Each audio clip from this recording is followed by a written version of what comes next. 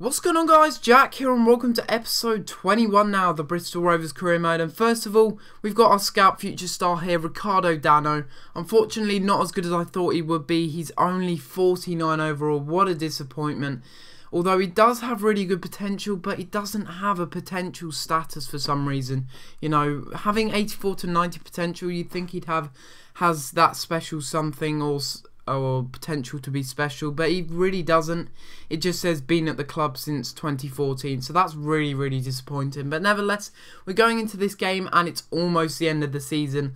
We're in March at the moment and I think there's about 5 or 6 games left of this season, so you know, it looks like we're going to be getting promoted unless we do mess it up now. But yeah, we're going into this game against Wycombe Wanderers, and a game that we really should be winning. Despite the fact that we don't have the strongest of sides up, you know, we could have had a bit of a stronger side, you know, but we've got McChrystal in there. McChrystal's a good player, he's a very good player, but he's not quite good enough. He's usually on the bench, but in this game I'm pretty sure he is starting. I am also starting Max Clayton in this game, and look at the graphics.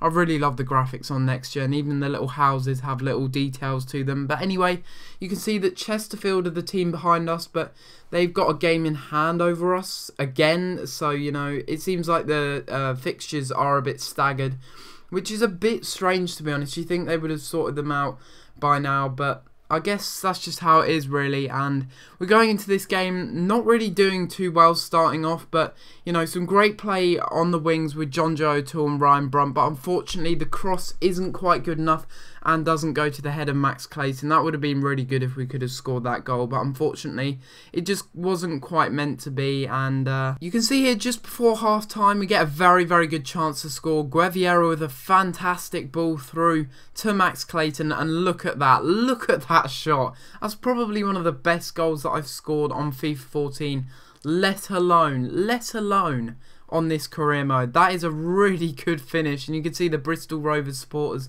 going absolutely nuts because that was a fantastic finish. Look at that with his left foot right into the roof of the net. No chance for the keeper. He was just shocked as much as I was shocked. When I scored that goal, I was like, wow, this guy has got talent. This guy is special. You know, I really do hope that he does grow into a great player. He does have really good potential, does Max Clayton. Look at the goalkeeper there, though. He just doesn't know what to say. He's just absolutely dismayed by that effort, and you know, that's a great way to get his 10th goal in the Football League 2 is Max Clayton. And yeah, we do go into half-time 1-0 up thanks to Max Clayton's goal. That was a really good goal and a very undeserved goal, because Wycombe Wanderers, I would say it would have been fair to go into half-time 0-0 because they were playing very well. They had 2 shots and 2 on target to our 1 shot on target, and they had a little bit more possession as well. But you know, a lot of the players were tired from the last game. I'm struggling with fitness issues, and that is why I do have a deeper squad. I knew that it would really pay off, especially at this point in the season, because at this point in the season there's a lot of games that are very close to each other, and the season does end fairly early actually. You know, I think it's early May the last game is. And after that, you know, there's not going to be anything going on until September. So, you know, it's a bit strange. And you can see there Ryan Brunt messing up a really good chance to score to make it 2-0. But it was a really stupid header. But he does make up for it from a really good cross from Oscar Gil after the throw-in was taken. And that was a really good kind of set piece, I guess you could say. But unfortunately, Ryan Brunt couldn't quite squeeze that into the back of the net. It was saved by the goalkeeper, just about got his hand to it or arm to it. And we do go and take this corner with Jonjo O'Toole. Very good chance to score from this corner. We do have 2 defenders, and they have come up from the box, but unfortunately, I'm pretty sure that might have been McChrystal. It was very unfortunate that he couldn't score that one. That was very close to going into the back of the net. But great play once again on the counter from us. Guevara once again setting up Doyle. And unfortunately our youth player, our youth star, our 16-year-old man can't quite finish it off. It's blocked by the defender. Really good block, to be honest. And in the 90th minute, what a chance that was for Wycombe Wanderers, but they just miss it. How could you have missed that? I do not know. It was such great play. All he had to do was slot it past Mildenhall, but it's the wrong side of the post. If he'd slipped it on the other side of the post, that would have been a goal, and that would have been 1-0 full time, but it just wasn't, and we win the game 1-0. Very undeserved result.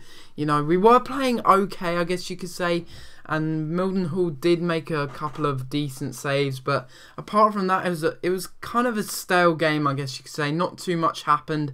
A few shots happened, but not really for them in the second half. It was mainly us. You can see 7 shots on target, completely dominated the game, and Guevara looks to be one of our best free agent signings, alongside Esterebia, our left back, who, those two combinations, they're really doing really well. And you can see here, look at Ricardo Dano. I mean, it's really disappointing. He's got okay defensive stats, but look at the stand tackle and the slide tackle. That is just not good enough for a centre-back. You know, 40 slide tackle. He's never going to get into the first team with that kind of stats. He's never, ever, ever going to get into the first team, especially as we have Pat Keary, I think his name is. It's our Republic of Ireland centre-back. I haven't really used him this season, to be honest, and in the last game, I'm pretty sure I actually used Saritama, one of our free agent signings as well, and thank God I do have those free agent signings still at the club. Some of them have left the club.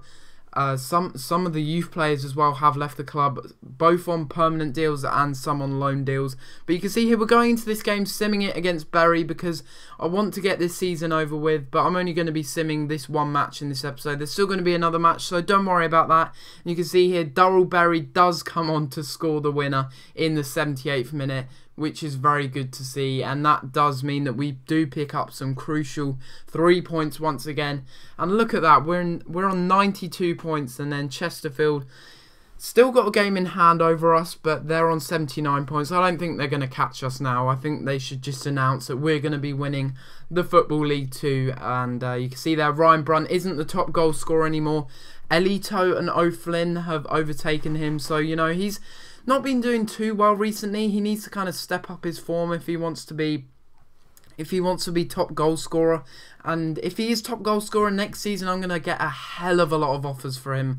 And I seriously mean that, because in career mode, especially this year, if a player is in good form, you know, the next season after that, they will be absolutely hounded with offers. Like, I'm not even joking. I think in my Tottenham career mode that I was doing, it was something like 2015 or something, and Christian Benteke, I had him in my squad. He was top goal scorer, and literally I got offers from Man City, Paris Saint-Germain. It was just ridiculous. I got offers left, right and centre from every single team, and it was for ridiculous money. So hopefully that will happen, but I'm not inclined to sell him if he is going to be scoring us more goals in the Football League 1, that's for sure. But nevertheless, in this fixture coming up, we've got Scunthorpe United, a very important game. I'm pretty sure that they're fighting for promotion as well. They're fighting in the playoffs, trying to get into the playoffs. I think they're 6th or 7th, if I'm right in saying. They might be a little bit higher or a bit lower. I'm not 100% sure. And it's actually in this game that I'm playing Saritama. So we've got a really weak lineup in this game. And that was all my fault, because little did I realise that Wycombe Wanderers, I think it was, in the last... Yeah, it was Wycombe Wanderers and Bury. You know, those two games really did, like, hurt my fitness of my first team. And it meant that I had to dig into my reserves and play players that I would never usually play, such as Saritama and Esterebia. I am kind of playing him on the odd occasion, but not so much really. And you know, we've got a very, very weak defence, and I was wary of that, especially in this game. And I was wary that they could do some damage to us in this game, and they do. Well, it wasn't until the 31st minute when a chance actually happened, and it is them having a throw-in, and it just wasn't going well for me in defence because my players don't have the best of marking. It's a little bit of a problem. And look at this here. What is Durrell Bury doing? Like, he's got good interceptions. I don't understand why he would let that player, that guy, go through there and score that goal to put Scunthorpe United up 1-0 in the 33rd minute. I just don't understand that. My controller went flying across the room because I just couldn't understand. I just couldn't understand why he didn't intercept the ball. It was just mind-boggling, to be honest. And I just don't understand why he couldn't just intercept the ball. That probably was Durrellberry. If it wasn't, then it was Saritama. But if it was Saritama, I could understand. But, you know, our poor defence really did show there. And already in the 33rd minute, it wasn't looking our game. And Scunthorpe United did take the lead. It was a nice finish, to be fair. But he really shouldn't have got through our defence like that. That was way too easy for him. But nevertheless, we do get a very good chance here. Max Clayton, look at that strike. And we level it up to 1-1 just a few minutes later, I think 7 minutes later, before the Scunthorpe United goal went in.